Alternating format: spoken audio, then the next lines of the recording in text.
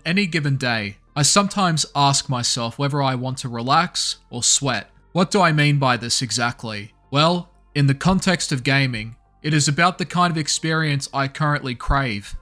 I could decide that a book filled with ancient magic and forbidden knowledge is required, and I will find a game that fits that mood.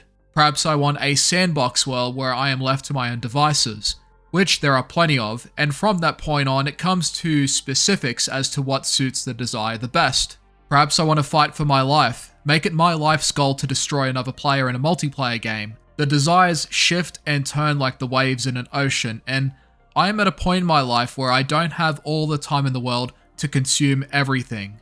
I may want to play Baldur's Gate 3, but after a long journey in Oblivion Remastered, a long cooldown from epic questing was needed, and right now, I'm not really ready for a journey back to Toril anytime soon.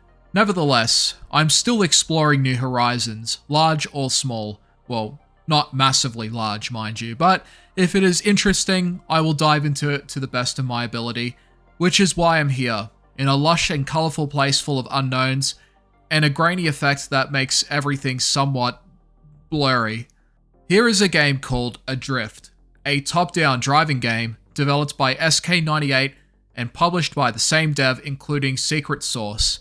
Adrift, from its canvas, has the characteristics of a neon-obsessed Vaporwave addict with Vaporwave art on their desktop background, who may end up telling you about their experience with Windows 96 or Crystal Pepsi if you give them the slightest hint of interest. But Adrift has no Crystal Pepsi that I could find or anything related to the culture. It merely uses the aesthetics of Retrowave and Vaporwave, making a palette that fits the tone and atmosphere of the game. You see, sometimes you can just take inspiration from something from a surface level and remove the context of it to apply your own, and I believe that's exactly what's happened here. Adrift's developing story seems to be about a world where humans are far and few between, time has forgotten many places, and those who are afraid of the unknown now have no choice but to rely on a resource that only outsiders can access, called energy cores. The outsiders that can safely transport this vital resource are called drifters, who are basically like the couriers of the game's setting. Your character's goal is to reach the city carrying the energy core, but it is not only far away, but there is also a possibility that you, the character, doesn't really know where it is. But that last part is just speculation and is a small theory that I developed while playing the short demo. When I first started the game and began exploring the lush and colourful lands, I was reminded of the game Death Stranding. In that game, you delivered packages, you reconnected people isolated from others, built networks for other people and other players to use. I really enjoyed the game and its atmospheric approach to navigation and pathfinding, on top of creating a pseudo-multiplayer experience that made you seek resources from other players without ever actually seeing any of them, all the while delivering packages that other people in the game relied upon. Adrift's plot isn't too far apart when you think about it. The inhabitants that dwell within the city are depending on packages they won't go for because it's either too dangerous to get it or it's just too bothersome to go out there and do it themselves.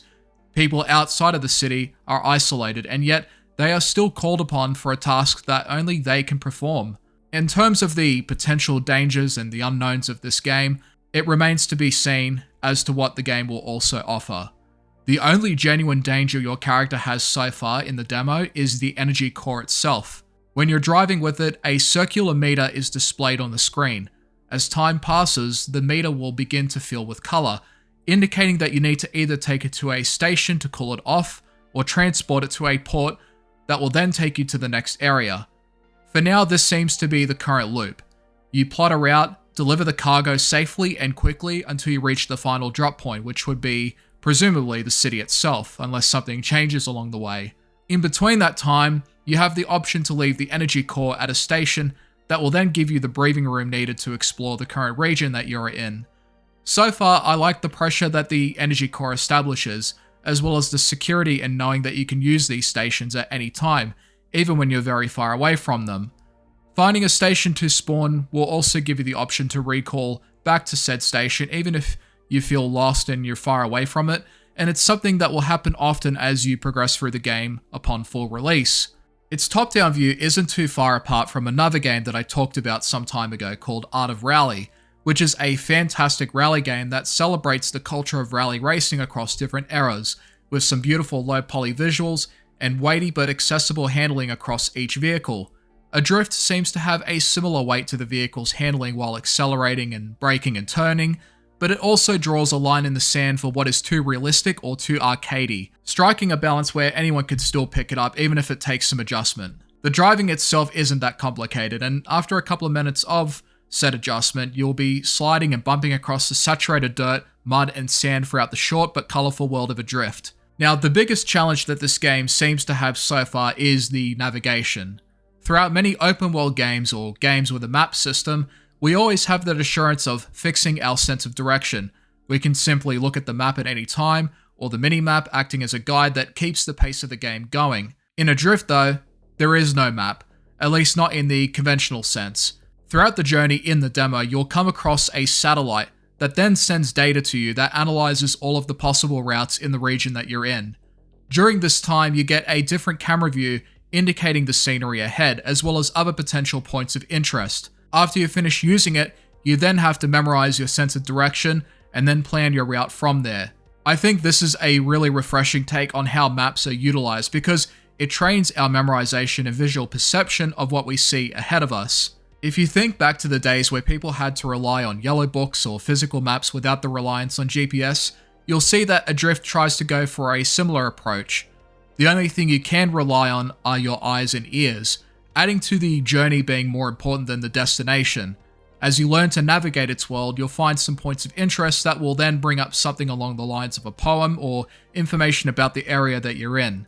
The themes of taking on a journey, growth, and open-mindedness to the unknown seems to be, from my understanding, the goals behind this game as well as the concepts that it seems to build upon. It's not really about reaching the city as fast as possible, but more so about discovering the world along the way, uncovering its secrets, and transforming from an outsider to a contributor to those who need help. Like in Death Stranding, you take jobs to get by and you keep yourself away from others. But as you progress through the game, you become more involved, you become more attached to other people, and as a result, your character becomes more connected to the world. I'm sure that to some degree, Adrift will also work with that level of development in its own way, and it'll be interesting to see what other challenges arise in the game's setting. However, there are a few concerns I have so far. The audio has this weird effect of going from crystal clear to being submerged underwater.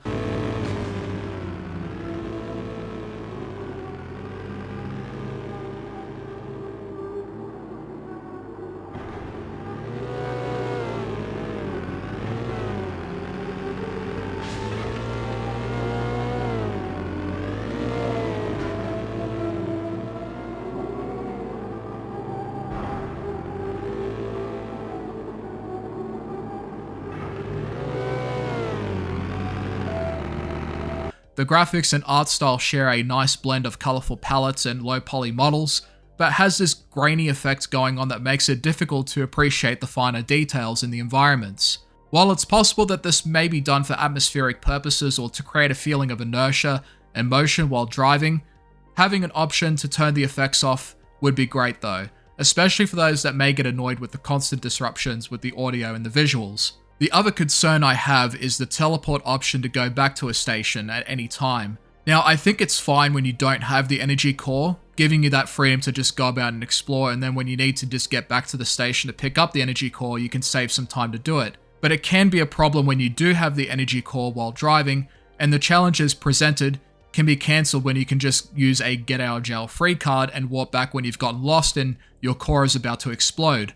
This ultimately eliminates the challenge and the danger of the energy core itself, which can also have an impact on the idea of creating your own routes while traveling to the destination, which is why I would suggest a difficulty mode for players that want a cozier experience with the option to just use the device, the teleportation mechanic mind you, whenever they want, and a difficulty for those that want more of a challenge that forces them to create and plan the routes without the reliance of this teleport mechanic.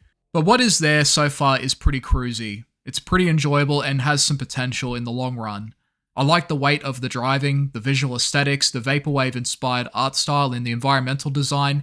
It just has a few things that either need to be looked at again or have some settings to turn off certain effects, as well as difficulties to create either a challenging or cozier experience, Having both options in mind, I think, would satisfy both parties, for those that want coziness and those that want challenge. Other than that, there's only just further speculation, and some of the things that I've talked about could be changed in the final product. What is there is something cruisy that also has a unique approach to navigating the world that you don't always see in other driving games, or other open world games for that matter. I'll put a link in the description that want to try out the demo. I look forward to seeing its progress, and hopefully the final product ends up delivering. Stay safe everyone, and thanks for watching.